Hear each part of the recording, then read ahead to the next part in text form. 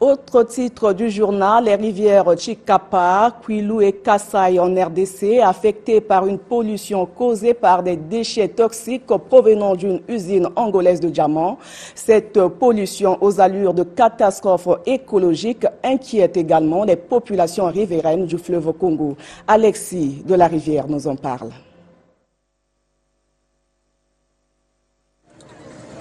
Long de près de 5000 km, le fleuve Congo n'est pas seulement une frontière naturelle entre les deux Congos, mais aussi une voie de communication dont les deux États ont en commun sur 600 km. De part et d'autre des deux rives sont installées villes et villages et la vie socio-économique des populations riveraines se décide au niveau de ce fleuve. Épine dorsale du bassin versant du Congo, le fleuve Congo reçoit les eaux de l'Ubangi et de la Sanga sur la rive droite et celle de la Kasaï sur la rive gauche. Jusqu'avant juillet, les populations riveraines menaient une vie paisible. Seulement, tout a changé depuis environ un mois lorsqu'il a été signalé la pollution des eaux de la Kasaï par des substances toxiques provenant des sites miniers angolais. Or, la rivière Kasaï se jetant sur le fleuve Congo, au niveau des villes de Ngabé en République du Congo et Kwamutu en RDC, expose les populations situées en aval de ces deux villes aux conséquences de cette pollution.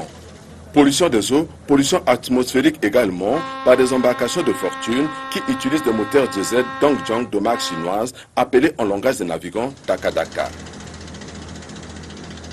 Ces moteurs qui libèrent de quantités importantes de dioxyde de carbone dans l'air, principal gaz à effet de serre et des huiles dans l'eau, contribuent également à la pollution des écosystèmes aquatiques du bassin du Congo.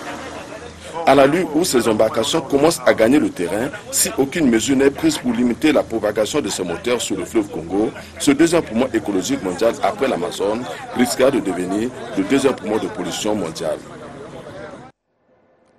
Voilà, comme annoncé au début du journal, je reçois sur ce plateau Alexis de la Rivière. Alexis, bonsoir. Bonsoir, Semaine. Vous êtes journaliste spécialiste des questions liées à l'eau à la télévision nationale congolaise.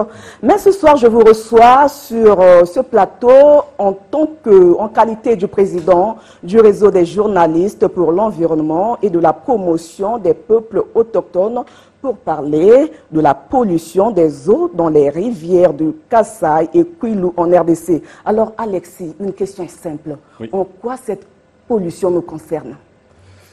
En quoi cette pollution nous concerne? Je préfère commencer par l'historique parce que j'ai dit que c'est en fin de mois de juillet que les autorités de la RDC ont remarqué un changement rapide de l'échelle colorimétrique des eaux des rivières Kasaï, Chikapa, Kwilu. Alors, vérification faite, il se trouve que cette coloration-là, ce changement rapide de couleur des eaux est dû à une pollution émanant du drainage des substances toxiques émanant plutôt d'une usine plutôt de diamants. Alors, en quoi cela inquiète la RC, la République du Congo? En quoi cela nous concerne-t-elle? Ah, d'accord. Parce qu'on doit savoir que les rivières Kasaï, les rivières Chikapa se déversent sur la rivière Kasaï.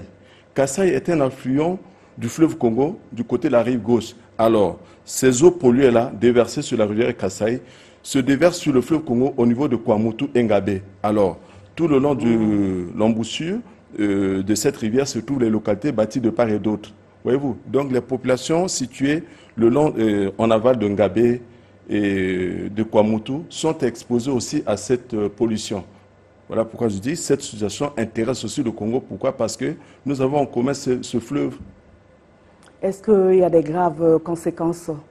Oui, les conséquences au niveau du fleuve Congo comme tel ne sont pas encore signalées, mais c'est beaucoup plus au niveau des rivières Kasaï, où on parle déjà des poissons qui sont déjà morts, des mammifères et autres. Mais il faut craindre que si cela intègre la chaîne trophique, ça va être très compliqué, hein, c'est-à-dire la chaîne alimentaire, parce que le poisson va consommer ces substances techniques et toxiques, et la personne humaine consomme le poisson. Alors vous voyez, ça risque d'être plus compliqué encore. Avez-vous quelque chose encore à ajouter?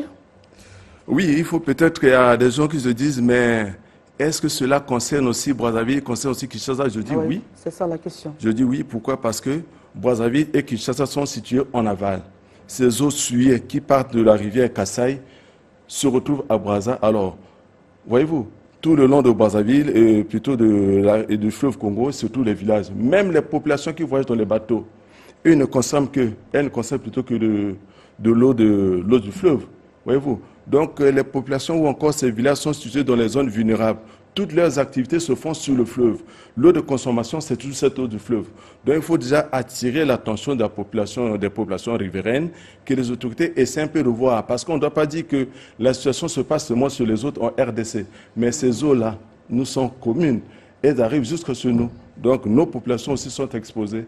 Voilà pourquoi nous, au niveau du réseau des journalistes pour l'environnement et de la promotion des peuples autochtones, nous sollicitons au gouvernement de mettre en place une structure qui est simple ou encore un comité qui est simple d'analyser la qualité des eaux du côté de la rive droite pour se rendre compte s'il y a vraiment un effet au niveau des populations riveraines. Merci bien, Alexis de la Rivière. Je vous en prie, madame. La suite du journal TKC du Cameroun, DGSP du Congo.